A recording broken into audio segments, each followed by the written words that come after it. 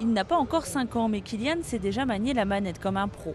Les jeunes enfants sont la nouvelle cible des éditeurs de jeux vidéo, un public qu'ils peuvent atteindre grâce aux nouvelles technologies de reconnaissance des mouvements, des outils qui donnent une dimension totalement intuitive au jeu. C'est bien, j'aime bien. C'est marrant de peindre avec le truc là. Une manette qui prend l'aspect d'un pinceau, une autre celle d'un volant ou d'une raquette de tennis, les enfants adorent. Et quand en plus on mêle nouvelles technologies et personnages stars des plus jeunes, le succès est au rendez-vous.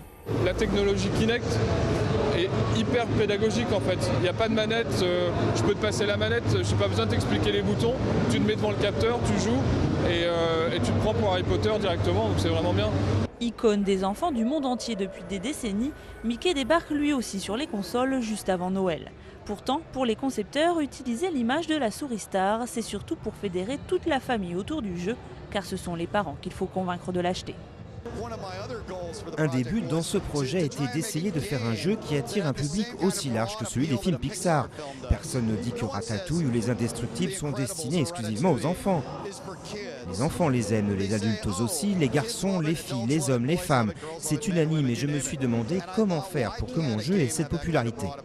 Dans les allées du salon parisien, les familles sont nombreuses, mais beaucoup de jeux présentés ici sont déconseillés aux moins de 18 ans. Pour aider les parents à les identifier, un parcours spécifique a été installé et certains stands dédiés aux jeux pour adultes ont mis en place des mesures de contrôle.